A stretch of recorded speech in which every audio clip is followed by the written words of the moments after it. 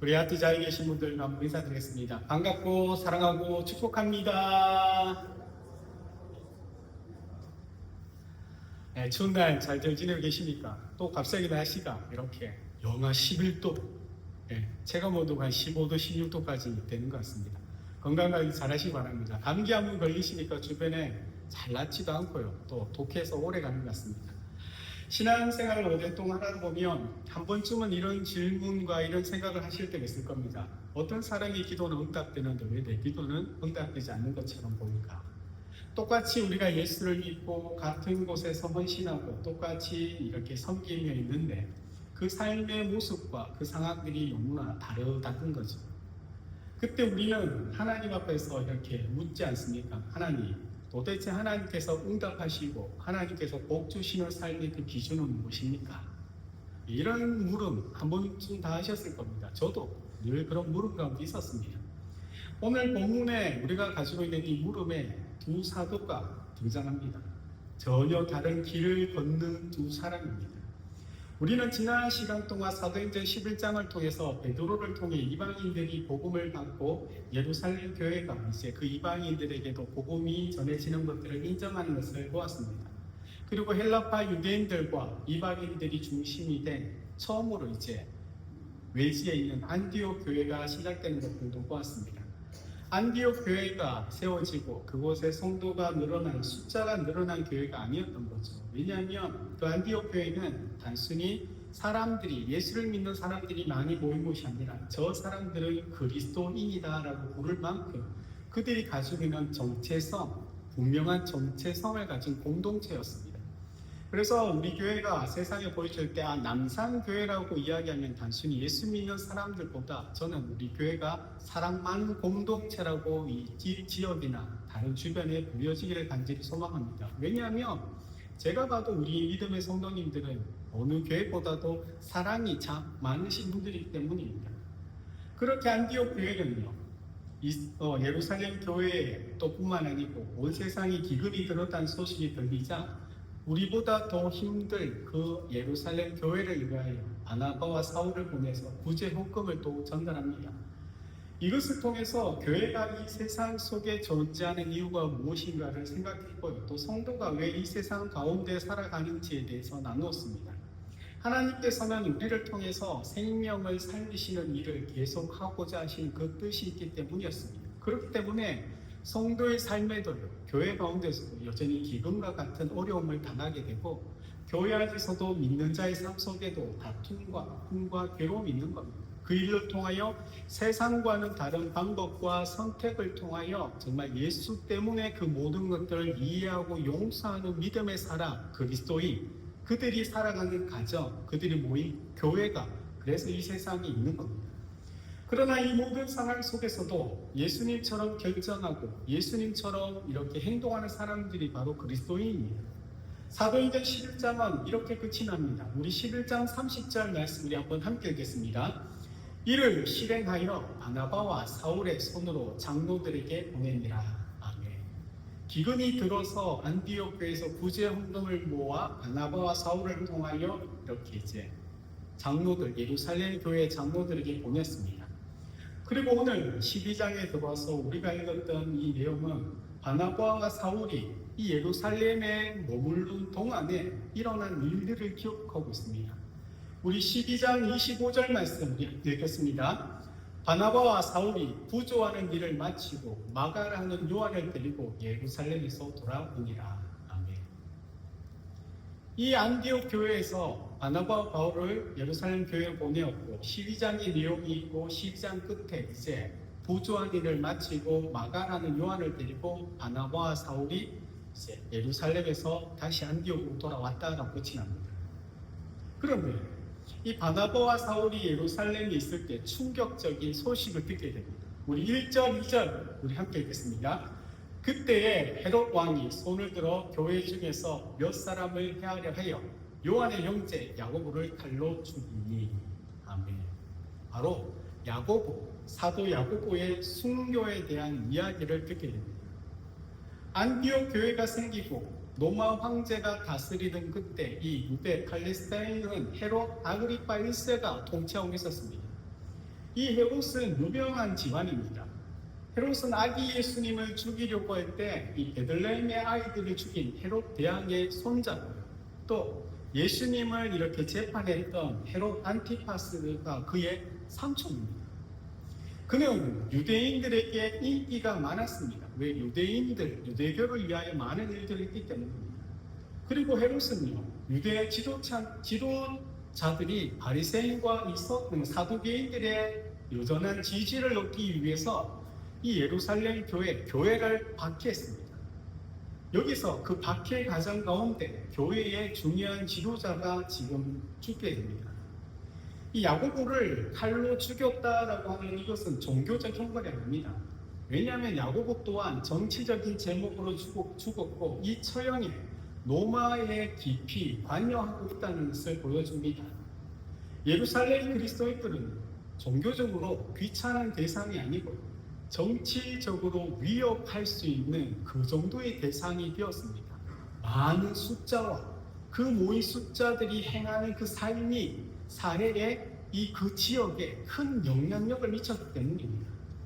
그래서 스데반의 순교 이후에 10년 동안 그래도 나름 평화의 시간들이 지났는데 이 야고보의 순교로 그 평화가 깨어지게 되었습니다.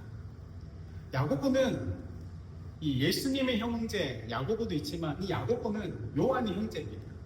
그래서 베드로와 함께 예수님께서 중요한 순간마다 늘 함께했던 세 명의 제자 중 한 명입니다.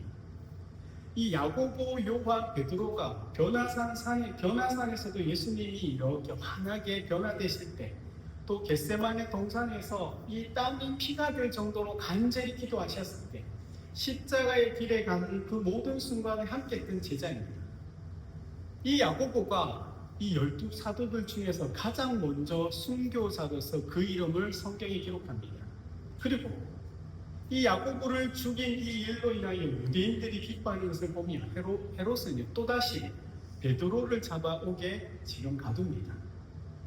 6월절이 지나면 그도 죽이려고 합니다. 그런데 밤중에 자고 있는 베드로에게 하나님께서 천사를 보내어서 그를 구출합니다. 여기서 우리가 가지고 있던 질문이 이제 생기는 겁니다. 왜 하나님은 야고보는 죽게 하시고 베드로는 살려주실까요? 왜 하나님은 나의 기도는 들어주지 않는데 다른 이들의 기도는 잘 들어주시는 것 같을까요? 왜 하나님은 우리 자녀의 삶은 저렇게 힘들게 두시는데 왜 저들의 자녀의 삶은 저렇게 평탄하게 지내는 것 같을까요? 왜 하나님은 우리 가정은 이렇게 힘들게 두시는 것 같은데 왜 저들의 가정은 평안하게 보이게 하실까요? 왜 그럴까요? 여러분 혹시 그 물음과 그 답답함에 여러분이 얻었던 답은 있으십니까? 재밌는 것은 성경은 그 이유를 우리에게 분명하게 설명해 주지 않습니다. 그래서 우리의 마음이 불편하고 오늘 이 본문이 우리가 이해하기에 사실 쉽지 않는 말씀입니다. 하나님은 성경 여러 곳에서 당신의 자녀를 지키시고 보호하신다고 분명히 우리에게 약속합니다. 그런데 왜 야고보는 죽고 베드로는 살아납니까? 하나님께서 야고보보다 베드로를 더 사랑하실까요? 하나님이 가지고 계신 그 기준이 무엇인지 정확하게 알 수 없습니다. 우리가 안다면 그 말씀과 기준에 따라 행하면 될 텐데 그렇지 않더라는 겁니다. 그래서 성도가 이 땅에 살아가는 삶이 답답하죠. 전지하고 전능하신 하나님, 그 하나님께서 우리를 이처럼 사랑하셔서 독생자 예수를 보내주셨고 지금 성령께서 우리 가운데도 함께 하시는데 우리의 삶은요 여전히 답답하더라는 겁니다. 그런 가운데서도 지난번 말씀처럼 성도가 이 땅에 당하는 그 기근 같은 일들이 있는 이유가 그럼에도 하나님께서 우리와 함께 하심으로 다른 선택과 다른 방법으로 살아가는 자들이 이 땅에 있다는 것, 소금과 빛처럼 살아가는 자들을 통하여 하나님과 우리 주님이 여전히 우리 가운데 살아계심을 세상에 증거하도록 우리를 보내셨다라고 말씀을 드렸습니다. 그런데 복음을 전하다가 체포당하고 또 협박받고 매질을 받기는 했지만 사실 우리는 죽음까지 인생의 절망까지 생각하지 않는다는 겁니다. 오히려 죽음의 순간에 하나님께서 베드로처럼 우리를 구원하시고 우리를 도와주실 것들을 우리는 확신하고 우리는 소망합니다. 그런데 오늘 본문은 우리가 무조건 하나님의 인도와 보호를 받는 것이 아니라 때로는요, 죽을 수도 있고 인생의 절망과 낙심과 실패 가운데 들어갈 수 있다는 것을 보여줍니다. 그래서 혼란스러운 겁니다. 하나님은 어떤 때는 천사를 보내어 우리를 보호하고 지키기도 하지만 어떤 때는요, 하나님의 사람이기 때문에 감옥에 보내서 사망의 음침한 골짜기를 지나기도 합니다. 이것이 오늘 야고보와 베드로의 이야기입니다. 베드로를 살리신 이유가 그가 예수님의 수제자처럼 행동했기 때문일까요? 예수님께서 야고보보다 베드로를 더 귀하게 여겼었기 때문일까요? 그것은 아닙니다. 그렇죠? 어쩌면 아직 하나님의 그 뜻과 계획 가운데는 베드로를 통해서 전해져야 할 복음이 여전히 남아 있었기 때문일 겁니다.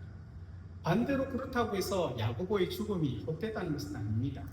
그의 죽음은 분명히 나는 주님의 것이다 라는 가장 분명한 증언이기도 하기 때문입니다. 우리가 이 세상 속에 살아가는 것이 바로 하나님이 이 땅과 세상에서 믿는 사람들이 복받는 것과 또한 그들을 통해서 이 세상에 예수 그리스도를 증거하여 하나님의 자녀로 삼기 위한 것이 바로 땅끝까지 이르러 내 증인이 되라는 주님의 말씀이었습니다. 이 야고보는요, 그 말씀에 따라 세상과 타협하지 않고 정치적인 협박과 그것에 타협하지 않고 그의 믿음을 지켰고 그 믿음의 결과가 바로 죽음이었던 겁니다. 또한 그 속에 야고보가 있는 것처럼 베드로도 있습니다. 야고보는 죽었지만 베드로는 살립니다. 여기에는 예수님께서 이 세상에서 박해를 받고 반대를 받아 죽임당하신 사건과 부활의 놀라운 은혜가 동시에 담겨 있다는 것을 우리에게 보여줍니다. 예수님께서 십자가에 죽으셨던 것처럼 야고보는 그렇게 죽임을 당하지만 예수님께서 죽음에서 부활하셨던 것처럼 베드로는 그렇게 구원을 받습니다. 이것은 하나님의 일하심, 하나님의 방법, 하나님께서 생각하시는 것이 우리 인간의 생각과 방법과는 전혀 다르다는 것을 우리는 기억해야 하는 겁니다. 우리는 흔히 그렇게 생각합니다. 우리가 어떤 어려운 가운데, 위기 가운데 있을 때 그 위기를 이겨내면 우리는 은혜란 말이고 그것이 아니면 우리는 실패라고 합니다. 그렇게 이야기하면 야고보는 실패했고요, 베드로는 은혜인 겁니다. 그런데 성경은 그렇게 우리에게 말씀하지 않습니다. 야고보의 죽음도 하나님의 방법이고 하나님께서 영광 받으시는 일이며 또한 베드로의 구출도 하나님의 방법이고 하나님께서 영광 받는 일이라는 겁니다. 헤롯은 생각했던 겁니다. 저 지도자를 죽이면 이 교회가 무너지겠지라고. 그래서 가장 먼저 이 타켓을 사는 사람이 바로 야고보입니다. 야고보는 그 당시 예루살렘 교회의 큰 영향력과 상징성을 가진 사도였습니다. 그는 예수님 살아생전에 좌우편에 앉기를 원했던 만큼 초대 교회에서 높은 책임감과 리더십을 발휘했습니다. 어쩌면 베드로가 이방 땅에 이렇게 흘러가서 복음을 전했던 것처럼 야고보는요, 예루살렘 교회의 핍박과 박해 가운데 잠시 흩어졌다가 그곳에 와서 누구보다도 예루살렘 교회를 지키고 말씀을 전하고 복음을 위하여 큰 영향력을 발휘했던 사람일 겁니다. 그래서 이 헤롯의 눈에는 누가 먼저 띄니까? 우리는 베드로를 느껴보지만 세상은 베드로보다 이 예루살렘 교회에서 누구보다 큰 상징성과 영향력을 가진 그 야고보를 보았던 겁니다. 그래서 헤롯은요, 큰 영향력을 가진 이 야고보를 먼저 잡아 죽였습니다. 유대인의 한심을 사기 위해서 빌라도가 예수님을 죽였듯 헤롯은요, 또 베드로를 죽여서 그가 가지고 있는 이 정치적 지지를 그 유대 지도자들에게 정치적 지지를 지금 확보하려 합니다. 우리 3절 말씀 함께 읽겠습니다. 유대인들이 이 일을 기뻐하는 것을 보고 베드로도 잡으려 할세 때는 무교절 기간이라. 아멘. 베드로가 잡힌 그 시간이 이 무교절 기간입니다. 이날은 유대에 다녀보면 니산월 14일에서 6월절 되기 전에 7일 전입니다. 그래서 6월절에 오면 음식을 먹고 7일 동안 이 무교절과 6월절 그 절기를 지키는데, 헤롯은 이 베드로를 6월절 전날에 심문하고 그 다음날 이렇게 야고보처럼 처형할 계획을 가지고 있었습니다. 우리 4절을 우리 함께 읽겠습니다. 잡음에 옥에 가두어 본인 내식인 내패에 맡겨 지키고 6월절 후에 백성 앞에 끌어내고자 하더라. 아멘. 이제서야 예루살렘 교회와 성도들이 깜짝 놀랍니다. 얼마 전에 이 사도 야고보가 순교한데 다시 베드로가 잡혀서 그 또한 이를 위기에 처했습니다. 사실 교회라고 이렇게 하지만 성도는요, 사도들이 잡혔을 때 예수의 이름으로 아무에게도 말하지 말고 가르치지도 말라라는 협박을 받고 때로는 매질을 받다가 풀려날 것이라고 생각했을 수 있습니다. 왜냐하면 예전에도 그랬거든요. 예전에도 베드로와 요한이 예루살렘 성전에서 말씀을 전할 때 잡혀갔을 때 이 예수님에 대한 이야기를 하지 말라고 협박받고 매질당하다가 풀려났기 때문에 이번에도 그럴 것이라고 생각했습니다. 처음 야고보가 잡혀갔을 때. 그런데 그런 것이 아니라 야고보가 죽임을 당한 것입니다. 그래서 교회는 5절에 보면 이에 베드로는 옥에 갇혔고 교회는 그를 위하여 간절히 하나님께 기도하더라 라는 말이 등장하는 겁니다. 이 베드로 또한 단순히 협박받고 매질받다가 풀려날 것이 아니라 야고보처럼 죽임을 당할 수 있다라는 생각을 가졌기 때문입니다. 이곳에 누가 있습니까? 바나바와 또 사울도 함께 있습니다. 함께 마가의 다락방에 모여서 지금 베드로를 위하여 교회와 함께 아마 간절히 기도했을 겁니다. 사실 우리 삶에 있는 기근 같은 일, 야고보나 베드로가 잡힌 우리의 힘으로 어떻게 할 수 없는 그 환난 가운데 있을 때 우리가 선택하고 할 수 있는 일들이 많이 없지 않습니까? 그러나 많이 없지만 유일하게 한 가지만 해도 되는 그 일이 바로 하나님 앞에 기도하는 일인 겁니다. 여러분의 개인의 그 삶의 일이라든지 가정의 어려움이라든지 우리 공동체의 일이 있을 때 성도는 늘 한결같이 보여야 될 태도가 하나님 앞에 간절히 기도하는 것입니다. 사랑 여러분이 우리가 함께 공동체가 모여 기도하지 않더라도 여러분의 삶의 자리에서 여러분은 하나님 앞에 기도하고 계십니까? 여러분의 삶을 두고 가정을 두고 이 나라와 이 민족을 두고 열방을 두고 교회를 위하여 기도할 때 하나님은 그 기도의 소리를 듣고 하나님의 마음이 움직여서 하나님이 역사하시더라는 겁니다. 하나님은 이들의 기도를 들으시고 천사를 보냅니다. 우리 7절 10절 함께 읽겠습니다. 호련히 주의 사자가 나타나며 옥중에 광채가 빛나며 또 베드로의 옆구리를 쳐 깨워 이르되 급히 일어나라 하니 쇠사슬이 그 손에서 벗어지더라. 천사가 이르되 띠를 띠고 신을 실어라 하거늘 베드로가 그대로 하니 천사가 또 이르되 겉옷을 입고 따라오라 한데 베드로가 나와서 따라갈새 천사가 하는 것이 생시인 줄 알지 못하고 환상을 보는가 하니라. 이에 첫째와 둘째 파수를 지나 시내로 통한 세문에 이르니 문이 저절로 열리는지라. 나와서 한 거리를 지나매 천사가 곧 떠나더라. 아멘. 베드로가 잠자고 있을 때 하나님께 천사를 보내서 이 손에 있는 쇠사슬, 손과 양발에 쇠사슬을 차고 노마 구인들과 연결되는 그 쇠사슬이 풀어지고 그를 지키던 파수꾼들이 잠이 들고 닫혀있던 세문이 저절로 열립니다. 천사가 베드로에게 말합니다. 꾸물꾸물대는 베드로에게 띠를 띠고 실을 신고 겉옷을 입고 나를 따르랍니다. 베드로는 환상인지 멍한지 뭔지도 모른 채 그대로 순종합니다. 왜냐하면 베드로가 천사가 베드로를 깨우기 전에 그가 너무 깊은 잠에 빠져들었기 때문입니다. 분명히 베드로는 그 감옥에 있으면서 자신에게 어떠한 일이 있을 건지 알고 있을 겁니다. 얼마 전에 사도 야고보가 죽은 것처럼 자신 또한 죽게 될 것이라는 것을 알고 있는데 그는 깊은 잠이 들었습니다. 어떻게 보면 이 베드로가 용감한 것처럼 보이고 또 누군가는 이 무감각한 사람처럼 보이지만 그러나 성경은 그것을 믿음이라고 우리에게 가르칩니다. 모든 것들을 하나님께 맡긴 사람에게 주어지는 평안입니다. 이 베드로의 모습이 누구의 모습이겠습니까? 사도 야고보의 모습, 또한 저와 여러분들이 가져야 될 모습. 나의 생명이 얼마 뒤에 끝이 날지라도 우리는 여전히 하나님을 신뢰하며 내가 살든지 죽든지 모든 것들이 하나님의 뜻 가운데 이루어질 것을 알고 우리는 평안을 누리는 자예요. 세상이 알 수도 줄 수도 없는 참된 평안과 안식을 어떤 환경과 어떤 상황 가운데서도 누리는 자가 바로 성도 그리스도인들입니다.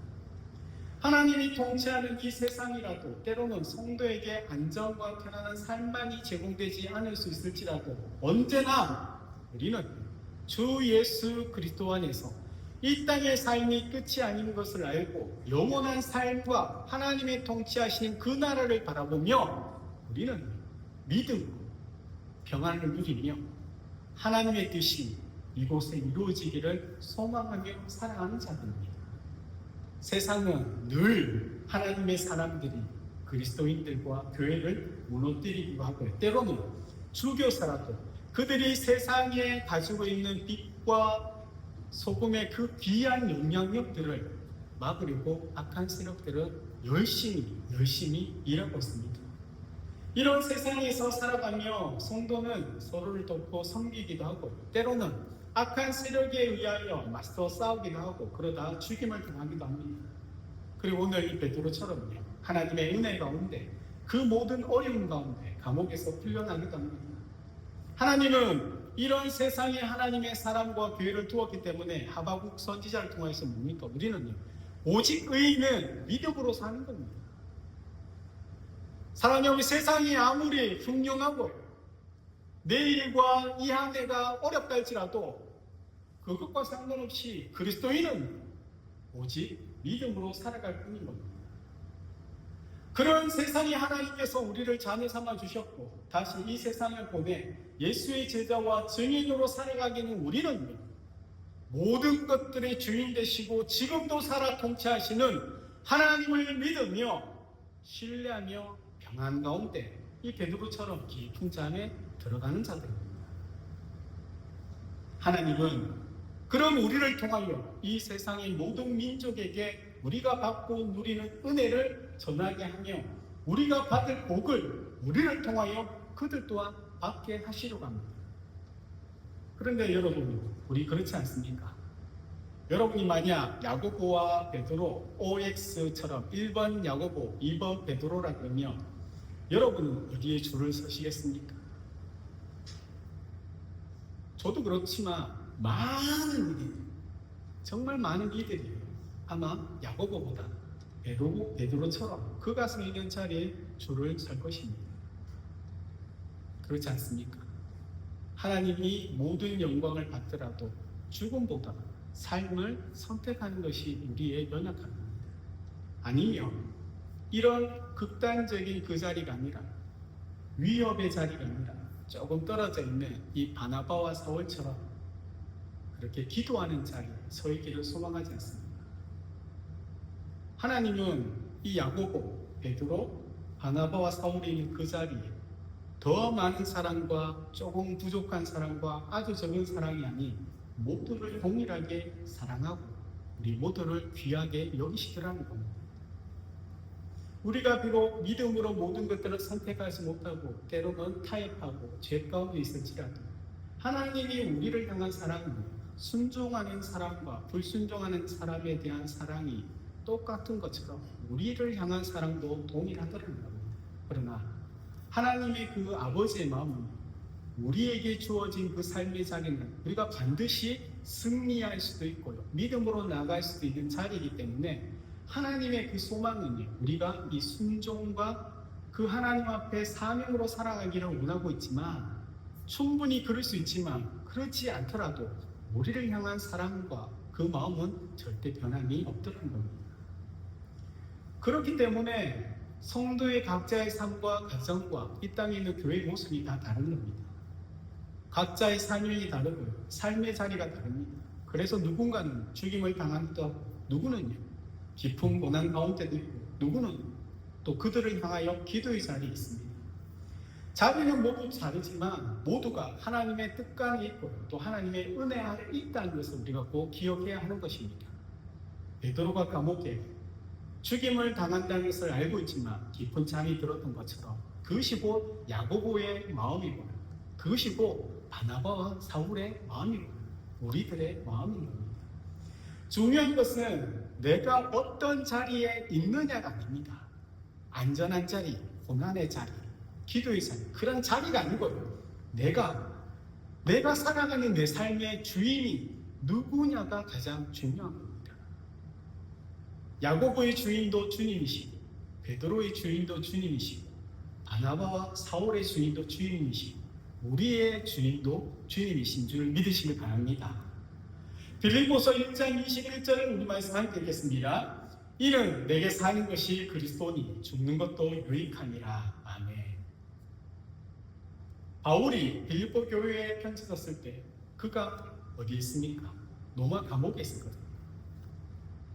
그가 감옥에 가기 전에 오랜 전의 이야기를 생각할 때 야고보가 순교당하고 베드로가 감옥에 있고 그들이 죽을 수 있지만 그러나 그의 주인이 주님이고 그 가운데 평안을 누렸던 것처럼 이 바울 또한 로마의 감옥에 있을 때 내게 사는 것이 그리스도니 죽는 것도 유익하다는 고백은 단순하게 그저 나온 고백이 아니더라는 겁니다. 우리가 당하고 일어나는 모든 일이 하나님의 나라와 복음과 그 영광을 받으시는 데 필요한 것이라면 환난도, 죽음도, 평안도, 기쁨도, 감사도 의미가 있고 때로는 죽음이 필요하다면 죽어야 하더라는 겁니다. 내게 사는 것이 그리스도니 죽는 것도 유익하다니 바울의 고백. 그는 그 로마 감옥에 있으면서 오래전에 야고보와 베드로를 생각하며 깨달은 하나님의 은혜인 겁니다. 그래서 그는 로마에 있는 성도들에게 편지를 쓰면서 로마서 14장 8절에 우리 함께 읽겠습니다. 우리가 살아도 주를 위하여 살고 죽어도 주를 위하여 죽나니 그러므로 사나 죽으나 우리가 주의 것이로다. 아멘. 사랑하는 여러분, 이 말씀을 꼭 기억하시기 바랍니다. 여러분은 주님의 것입니다. 주님의 손에서 우리를 빼앗고요, 우리를 해할 수 있는 것은 이 세상에 아무것도 없고요, 아무 존재도 없습니다. 여전히 세상은 전쟁 가운데 있지 않습니까? 여러 가지 재난과 위기 가운데 있습니다. 그런데 이 모든 것들이 하나님의 손 아래에 있고 하나님의 손 위에 있을 뿐입니다. 주님이 다시 이 땅에 오시기 전에 우리를 해할 수 있는 것은 아무것도 없습니다. 주님이 오시기 전에도 주님이 이 땅에 오셨을 때도 지금도 세상은 전쟁과 재난과 기근 이 모든 일들이 늘 반복되며 역사 가운데 등장했습니다. 성경은 우리에게 분명히 이야기합니다. 세상의 끝은 마태복음 24장 14절입니다. 함께 읽겠습니다. 이 천국 복음이 모든 민족에게 증언되기 위하여 온 세상에 전파되리니 그제야 끝이 오리라. 아멘. 천국 복음이 모든 민족에게 증언되기까지 세상은 절대로 끝이 나지 않습니다. 전쟁이 확전되어서 세계 3차 대전이 일어나고 핵전쟁이 일어난다 할지라도 여러분 염려 걱정하지 마시고 세상은 절대 끝이 나지 않습니다. 아무리 세상이 소란스럽고 아무리 위험한 것처럼 보일지라도 우리는 오직 하나님만을 바라보며 살아갈 때 이유가 하나님이 이 세상을 끝내고자 하시는 그때는 다름이 아니고요, 우리 주님이 구름 타고 올라가신 그 모습대로 다시금 이 땅 가운데 내려올 때입니다. 그때까지는 이 세상은 절대 끝나지 않습니다. 그러니 걱정하지 마시기 바랍니다. 매서운 추위, 이상 기온, 지금 또 비가 안 오지 않습니다. 또 우크라이나 러시아 전쟁뿐만 아니라 세계 곳곳에 있는 전쟁, 그것이 확전돼서 핵전쟁이 일어나고 온난화로 인하여 북극의 빙하가 녹아 이 세상이 물바다가 된다 할지라도 절대 걱정, 염려하지 마십시오. 세상은 그렇게 멸망하지 않습니다. 왜요? 성경이 그렇게 말하지 않기 때문입니다. 하나님은 이 땅에, 이 세상에 천국 복음이 모든 민족에게 전파되는 것이 우리의 기준이라고 합니다. 그를 위하여 우리를 불렀고 그렇게 살아가는 우리의 삶이 때로는요 야고보의 자리에 있을 수도 있고 베드로의 자리에 있을 수도 있고 때로는 우리가 바울과 또 바나바의 자리에 있을 수 있습니다. 그러나 그 모든 것들이 하나님께서 우리의 주인 되시고 그의 종 되고 그의 백성 된 삶의 모습이라는 것을 꼭 기억해야 합니다. 그런 주님께서 우리를 불쌍히 여기셨기 때문에 우리를 먼저 불러주셨고 이 세상이 알 수도 없는 큰 은혜와 큰 기쁨과 큰 평안을 우리에게 허락해 주신 겁니다. 우리가 이 복음이신 예수 그리스도를 우리가 기억하는 것.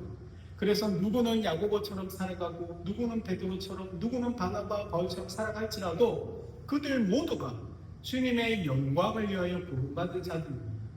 이 부르심에 순종하는 것이 각자의 삶에 나타나는 것입니다. 우리는 이 땅이 아닌 하나님의 나라에 들어갈 본향을 바라보며 살아갈 하나님의 자녀들입니다. 사랑하는 여러분들이 이 땅에 살아가는 여러분의 삶이 그리스도인 또한 증인이고 주님의 부르심에 따라 순종하며 나아가는 우리 구주 예수 그리스도의 크신 하나님의 자녀들 되시길 주의 이름으로 축복드립니다. 아멘.